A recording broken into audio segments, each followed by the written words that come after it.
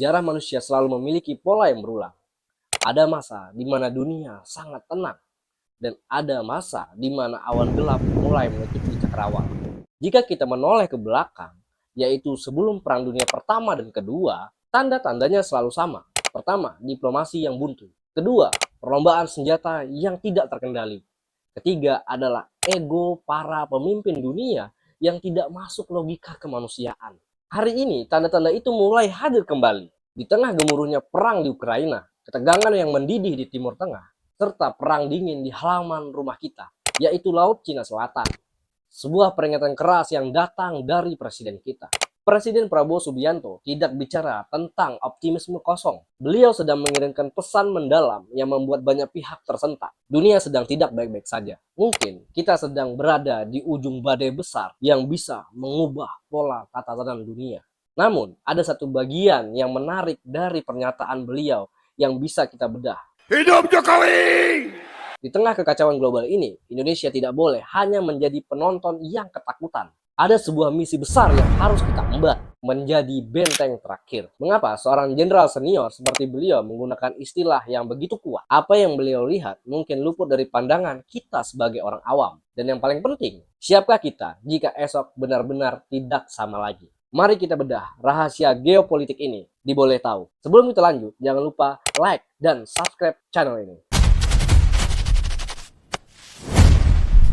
Untuk memahami pesan Prabowo, kita harus berani melihat dunia apa adanya, bukan apa mau kita. Saat ini, sistem ekonomi global yang kita tahu sedang mengalami keretakan yang begitu dalam. Globalisasi yang dulu kita puja sebagai pembawa perdamaian, kini mulai ditinggalkan. Mereka melakukan apa yang dimaksud dengan decoupling, memutus ketergantungan ekonomi satu sama lain demi kepentingan keamanan negara. Di Eropa, konflik tidak lagi berebut tentang wilayah, melainkan perang atrisi yang menguras sumber daya energi. Di Asia Pasifik, pergerakan militer di Selat Taiwan dan Laut Cina Selatan bukan lagi tentang latihan militer, melainkan persiapan untuk hal yang paling terburuk. Peringatan dari Presiden Prabowo Subianto didasarkan pada data intelijen geopolitik yang sangat nyata. Jika di satu saja sekring di titik ini meledak, seluruh jaringan ekonomi dunia akan runtuh dalam satu malam. Bayangkan jika Selat Malaka tertutup karena perang, atau jika ekspor gandum dan energi dunia berhenti total. Itulah skenario yang beliau khawatirkan. Lalu, di mana posisi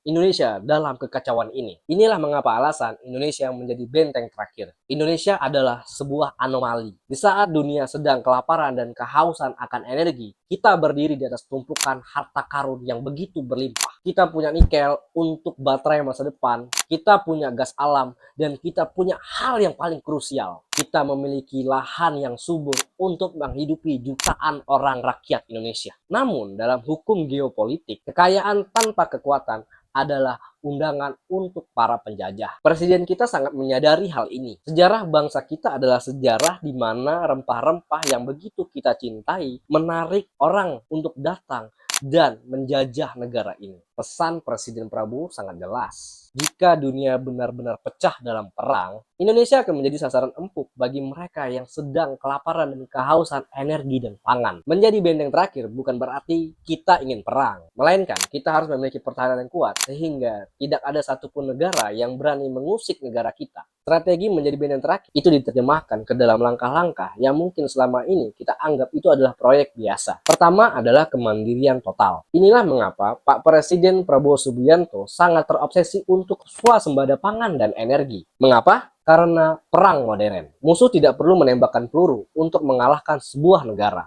Mereka cukup memutuskan aliran makanan dan energi. Jika Indonesia bisa makan dari tanahnya sendiri dan bergerak dengan energinya sendiri, maka Indonesia tidak bisa didikte oleh negara lain. Kedua adalah diplomasi aktif mandiri yang sangat cerdik. Kita melihat bagaimana beliau berkeliling dunia, dari Beijing ke Washington, dari Moskow ke Paris. Ini bukan sekedar jalan-jalan diplomatik. Ini adalah upaya untuk memastikan bahwa Indonesia tetap di titik netral yang sangat kuat. Karena kita adalah benteng terakhir. Tugas kita adalah menjaga agar cahaya perdamaian tetap menyala saat dunia mulai gelap. Beliau ingin menjadikan Indonesia sebagai pelindung untuk akal sehat, stabilitas, dan kedaulatan di tengah kekacauan. Menjadi benteng terakhir adalah sebuah beban filosofis yang berat. Ia menuntut pengorbanan, ia menuntut disiplin, dan yang paling penting, ia menuntut persatuan. Kita tidak mungkin menjadi benteng yang kokoh jika di dalamnya masih terpecah belah oleh ego dan kepentingan sesaat. Pesan mendalam yang disampaikan oleh Bapak Presiden kita adalah panggilan untuk kita semua, bahwa masa depan Indonesia tidak lagi ditentukan oleh belas kasihan bangsa lain, melainkan oleh kekuatan otot dan otak anak bangsa Indonesia sendiri. Mungkin perdamaian yang kita rasakan saat ini adalah hasil kewaspadaan yang kita bangun sejak dulu. Kita berdoa yang terbaik untuk dunia ini. Kita berdoa untuk yang terbaik bagi dunia ini.